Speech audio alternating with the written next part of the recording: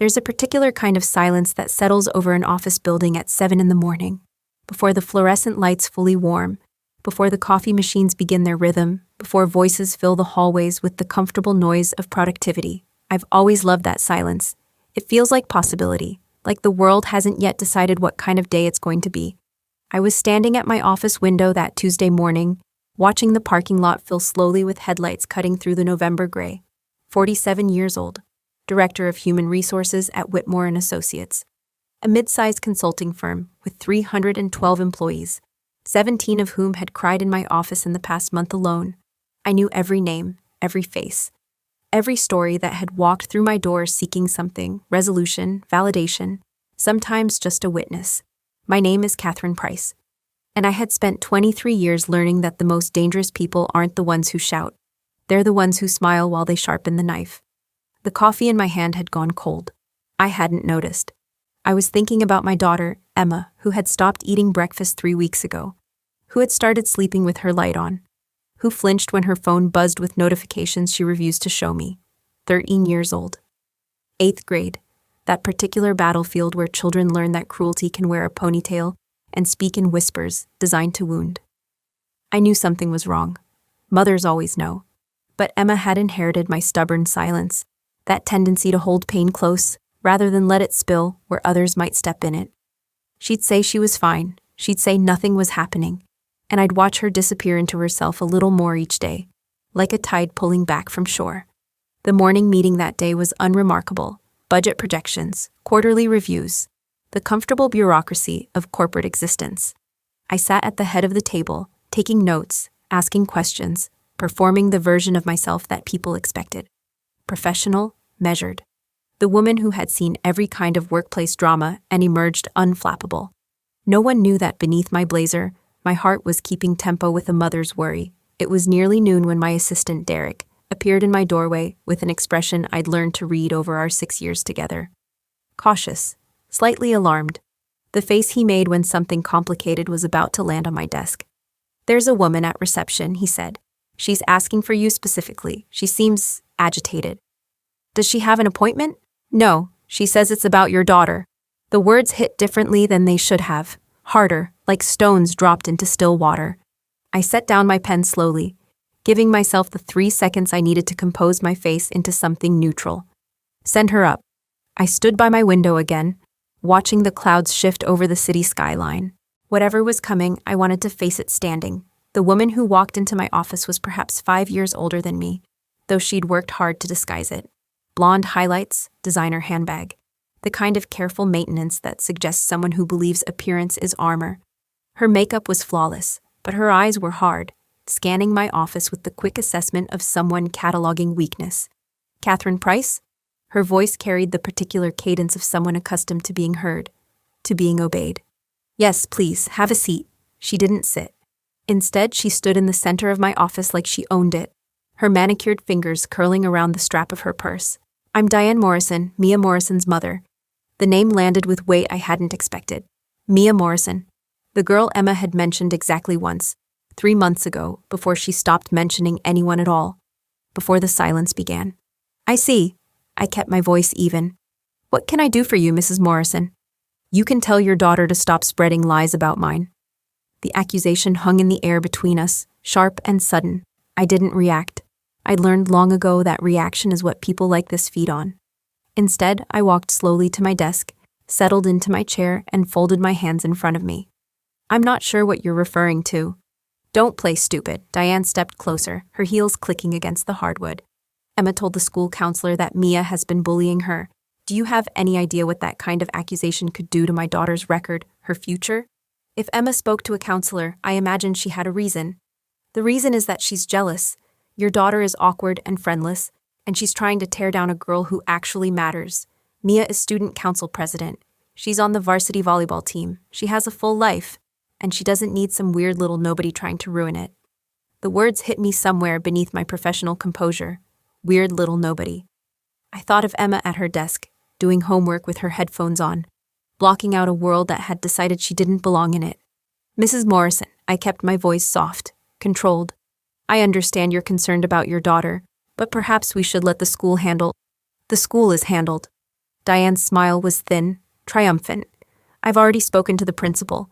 He agrees that this situation has been blown out of proportion. The counselor has been advised to close the case. Something cold settled in my chest. The school had been handled. Of course it had. Women like Diane Morrison knew how to work systems, how to leverage connections, how to make problems disappear when they threatened the carefully constructed image of perfect family, perfect daughter, perfect life. If that's the case, why are you here? Because I want to make sure you understand something. Diane leaned forward, planting both hands on my desk. Keep your daughter away from mine. Keep her mouth shut. If I hear one more word about bullying, if Emma so much as looks at Mia wrong, I will make your life very, very difficult. She was so close I could smell her perfume. Something expensive and floral, designed to convey sophistication. Behind it was something else. Desperation, perhaps. The particular panic of someone whose perfect facade had cracked, and who was scrambling to patch it before anyone noticed. Are you threatening me, Mrs. Morrison? I'm giving you advice. She straightened, smoothing her blouse. Take it. You don't want me as an enemy. I know people. I have resources. And I always protect my family. She turned toward the door, then paused, glancing back over her shoulder with something that might have been pity. Your daughter needs help, real help. Maybe instead of pointing fingers at successful girls like Mia, you should focus on why Emma is so desperate for attention. The door closed behind her with a soft click. I sat motionless, my hands still folded, my face still neutral, while something inside me began to burn. That night, I didn't go home immediately. I sat in my office until the building emptied, until the cleaning crew made their rounds and left again, until the silence returned. This time heavy with everything I hadn't said. I thought about power, about the way it operates in spaces most people never see. Diane Morrison had walked into my office believing she held all of it. She'd seen a mother, a woman at a desk, someone she could intimidate into compliance. She hadn't bothered to read the nameplate on my door, hadn't thought to ask what I did for a living. She'd made assumptions. The way people often do when they believe their position in the world is unassailable. I opened my laptop and typed a name into our employee database, Morrison. The results appeared in seconds. Kevin Morrison, Senior Project Manager, Division of Infrastructure Consulting, employee since 2019. Performance reviews? Adequate. No disciplinary actions. No commendations. The kind of employee who did his job well enough to remain invisible. Diane Morrison's husband worked for Whitmore Associates. He worked for me. I stared at the screen for a long time, watching the cursor blink. Then I closed the laptop, gathered my things, and drove home to my daughter. Emma was in her room when I arrived. Door closed, music playing softly, the kind of melancholy indie songs that teenagers gravitate toward when the world feels too heavy. I knocked gently, waited for her quiet "come in," and found her curled on her bed with her journal open in her lap. She'd been crying. I could see it in the puffiness around her eyes, the careful way she wouldn't look directly at me. Mom, her voice was small. Did Mrs. Morrison come see you today? I sat on the edge of her bed, close but not touching, giving her the space she always needed to find her words. She did. I'm sorry. The apology broke something in my chest. I didn't mean to cause problems. The counselor asked me questions, and I thought maybe if I told someone. Emma? I reached for her hand, and she let me take it. What happened? It took time. Stories like this always do. They don't come out clean and linear. They emerge in fragments, in half sentences, in tears that interrupt and restart the telling. But slowly, the picture formed.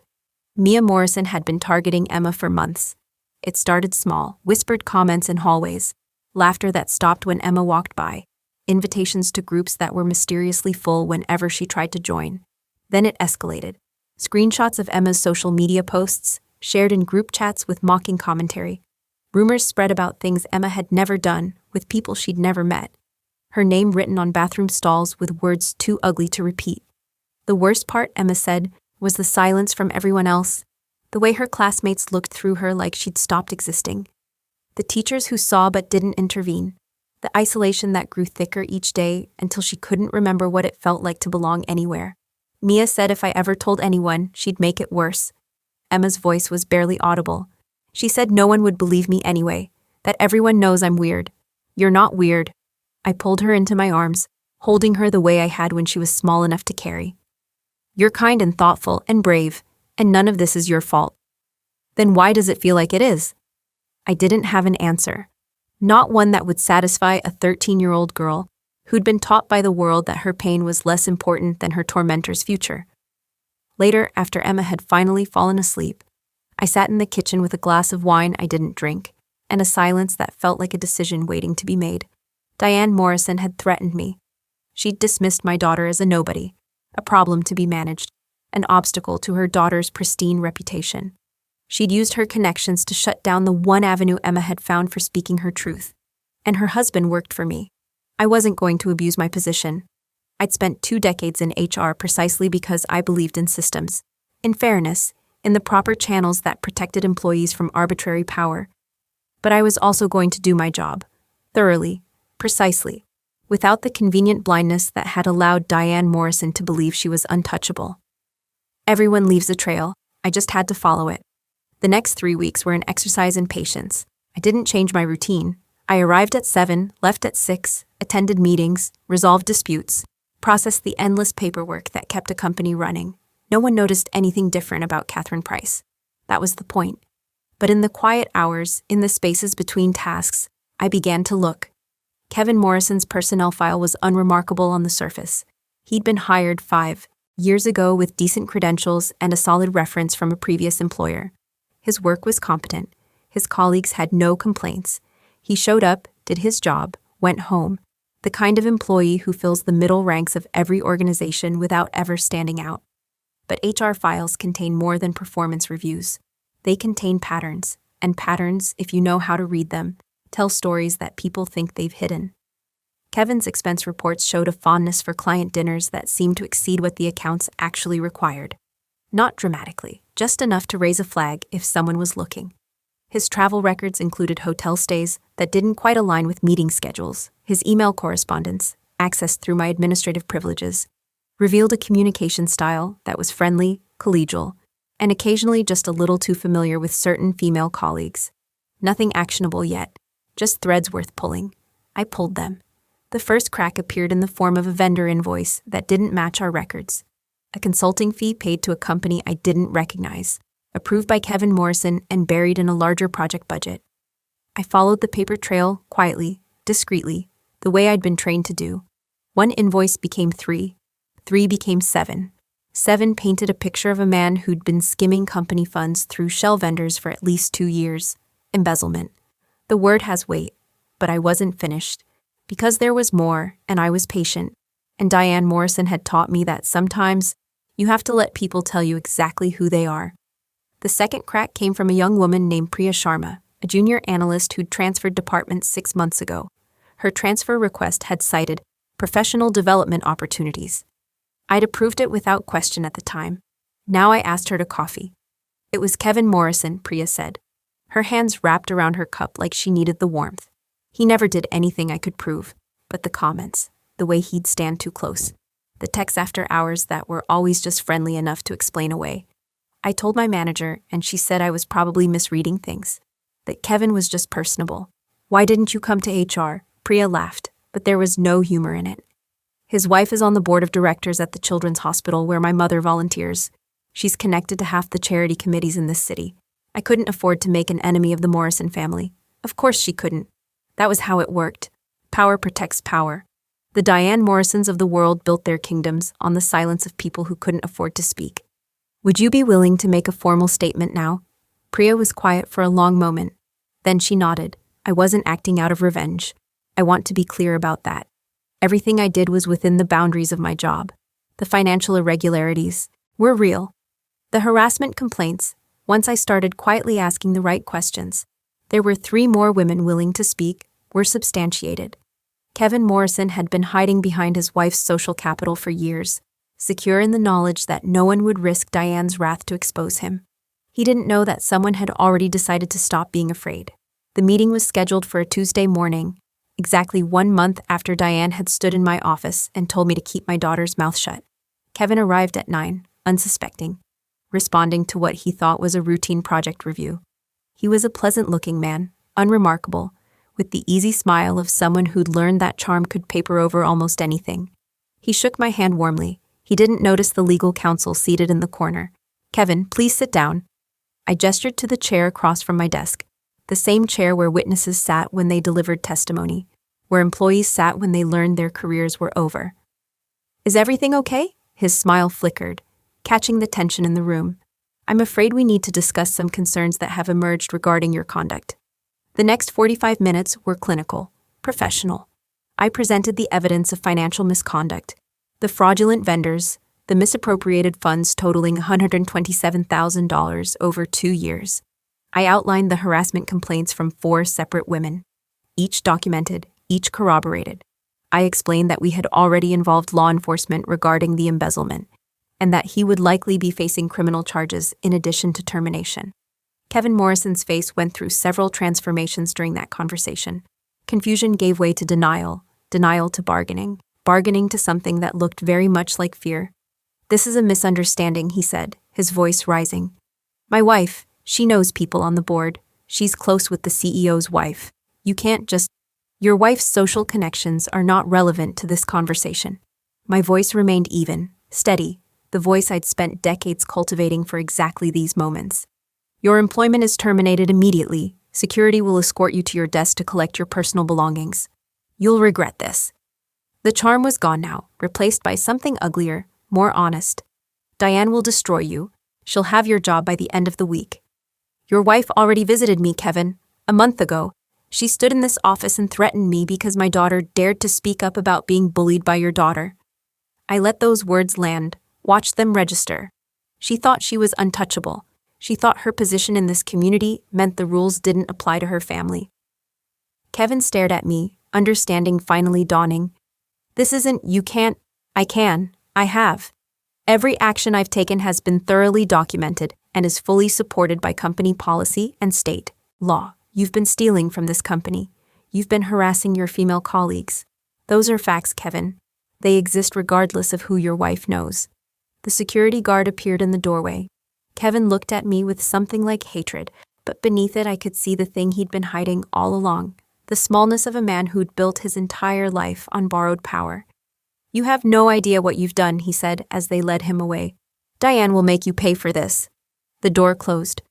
I sat in the silence that followed, my hands steady, my heart rate even, and allowed myself one small moment of something that wasn't quite satisfaction. Justice, perhaps, or the beginning of it. Diane Morrison called my office 3 hours later. I let it go to voicemail. She called again. And again. By evening, she'd left 7 messages, each one more unhinged than the last. Threats, accusations, demands for explanations that she already knew I wouldn't give. The following morning, she appeared at reception again. This time, I had Derek inform her that she was not welcome on company property, and that any further attempts at contact would be handled by our legal department. I watched from my window as security escorted her to the parking lot. She was screaming something I couldn't hear through the glass, her face contorted with rage, her careful composure finally shattered beyond repair. In that moment, she looked like her daughter must look when no one was watching, when the mask slipped and the cruelty showed its true face. Over the following weeks, the dominoes continued to fall. Kevin Morrison was formally charged with embezzlement.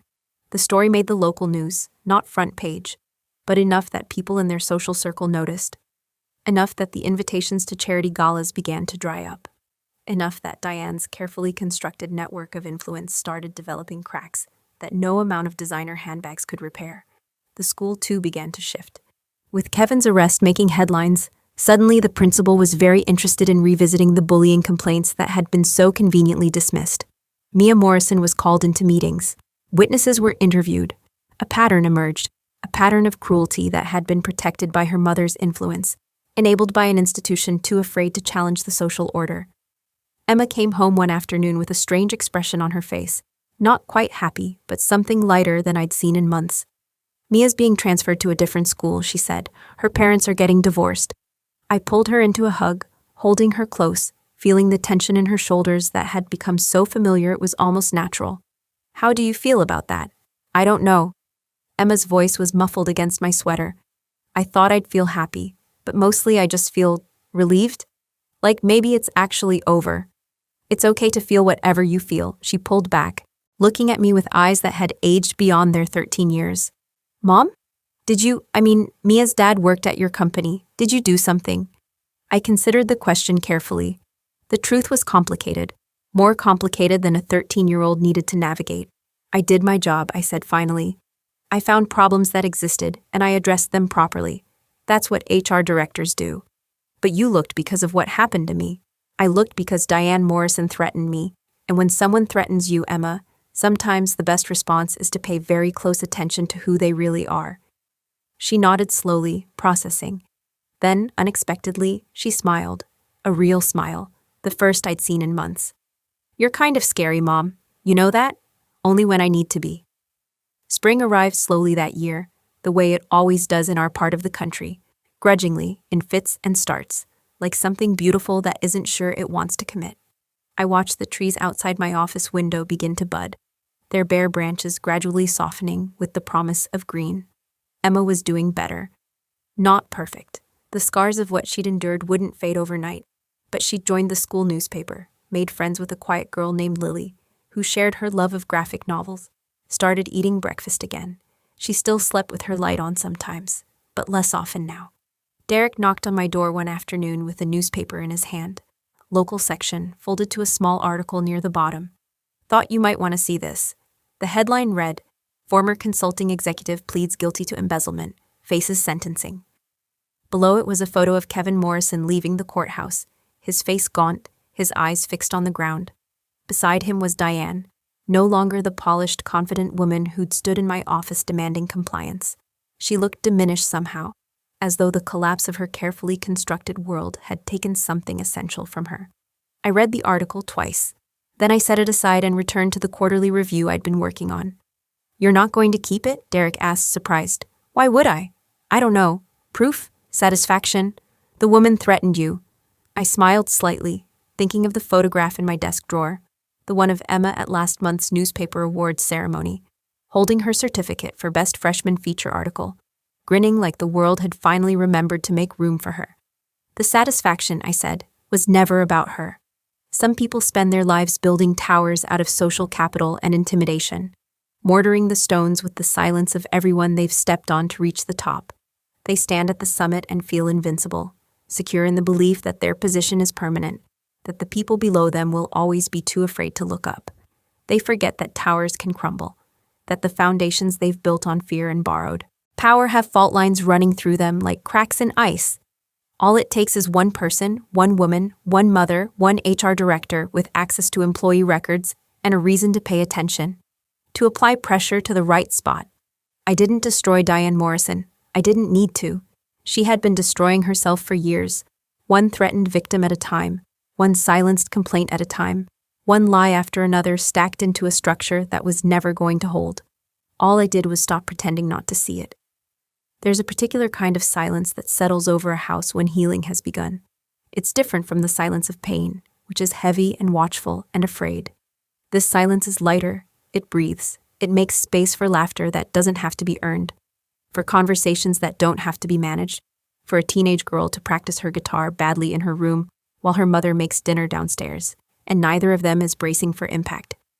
I think about power often these days, about the way it really works, not through threats or connections or the ability to make someone's life difficult, but through clarity, through knowing exactly who you are and what you're capable of, and being willing to use it when the situation demands. Diane Morrison thought power was her network of influential friends, her charity board positions, her ability to walk into any room and reshape reality through sheer social force. She thought she could threaten a stranger and suffer no consequences, because consequences were for other people, for people without resources, for people without names.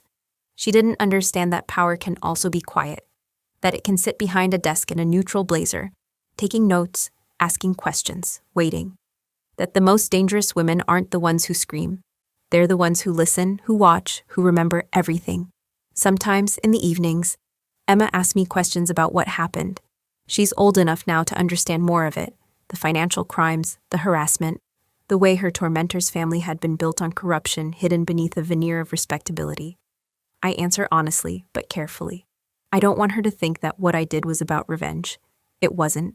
Or if it was the kind of revenge that looks exactly like justice. I protected my daughter. I protected the women Kevin Morrison had harassed. I protected my company from an employee who had been stealing from it for years. Every single action I took was documented, appropriate, and legally defensible. That's the thing about doing things the right way. No one can claim you acted out of malice when your conduct is beyond reproach. But I'd be lying if I said there wasn't satisfaction in it. In watching Diane Morrison escorted from my building, her mask finally slipping. In reading about Kevin's sentencing in the paper, knowing that his comfortable life of borrowed privilege was over. In seeing Emma smile again, really smile, like the weight she'd been carrying had finally been set down. People tell you that revenge changes you, that it makes you hard, bitter, consumed by the very darkness you were fighting against. Maybe that's true for some kinds of revenge, the chaotic kind, the destructive kind, the kind that burns everything down, including yourself. But there's another kind, the kind that's really just clarity, seeing the truth that was always there and refusing to look away from it anymore. The kind that's not about punishing the people who hurt you, but about no longer protecting them from the consequences of who they are. That kind of revenge doesn't change you, it reveals you. To yourself, most of all. I'm still the HR director at Whitmore Associates, still arriving at 7, still loving that morning silence, still doing the work of keeping a company running and its people protected. My name is Catherine Price, and I am 47 years old, and I have learned that the most powerful thing a woman can do is exactly her job, thoroughly, precisely, without fear. Diane Morrison learned that too late. She thought she was dealing with just another mother, another target, another person who would fold under pressure because folding was easier than fighting. She didn't know that some women don't fold, some women wait, some women take notes.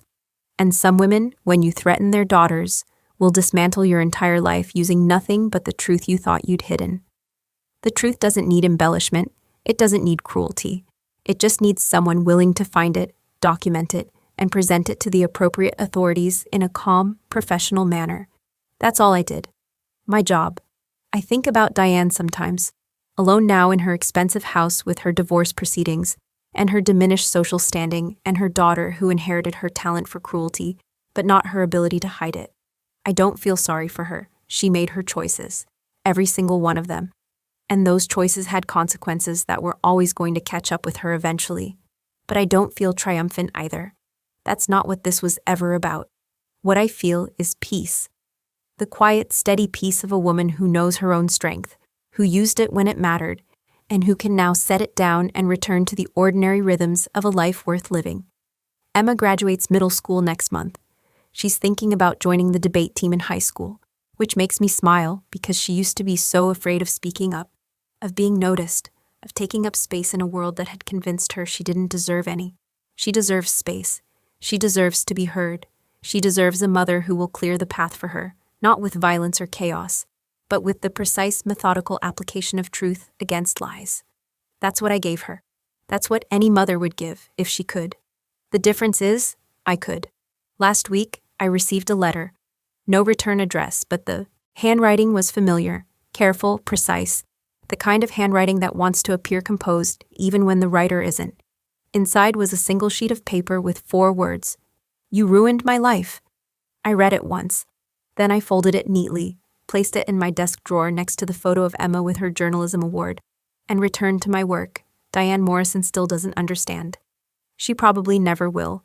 She thinks I ruined her life, that I reached into her world and tore it apart out of spite or vengeance or some petty desire for payback. But I didn't ruin her life. I just stopped helping her hide from it. There's a difference. Her husband was a thief. Her daughter was a bully. Her entire social edifice was built on intimidation and the strategic silencing of anyone who threatened to reveal the truth beneath the polish. I didn't create those facts. I didn't plant them. They existed long before Diane walked into my office and made the worst decision of her life. All I did was illuminate them. Some people build their lives on foundations of sand, and then blame the tide when everything washes away. They never consider that the tide was always coming, that the only variable was time, that their carefully constructed kingdoms were always temporary, always fragile, always one honest assessment away from collapse. Diane Morrison could have been kind. She could have heard that a child was suffering and felt empathy instead of outrage. She could have looked at her own daughter and seen the cruelty she was nurturing, the patterns she was enabling, the woman she was raising Mia to become. She could have, at any point in 20 years of marriage, noticed that her husband was stealing and harassing and hiding behind her social power like a shield. She didn't. She chose not to see. And when the consequences of that choice finally arrived, she blamed the messenger. I can live with that. I can live with being the villain in Diane Morrison's story, because I know the truth. In my daughter's story, in Priya Sharma's story, in the stories of every woman Kevin harassed and every company account he robbed, I'm something else entirely. I'm the person who finally, quietly, calmly said enough. There's a particular kind of silence that settles over an office building at 7 in the morning. I still love it, still stand at my window watching the parking lot fill, still appreciate that moment before the day decides what it's going to be. But I appreciate it differently now, with the knowledge that silence can be a weapon and a refuge, that calm can be a strategy, that the most powerful thing a woman can do is refuse to be intimidated, refuse to shrink, refuse to let someone else's bluster and threats and social capital convince her that she's smaller than she is. My daughter isn't small, she never was, even when the world was trying to convince her otherwise. And neither am I. I think about Diane's letter sometimes. You ruined my life.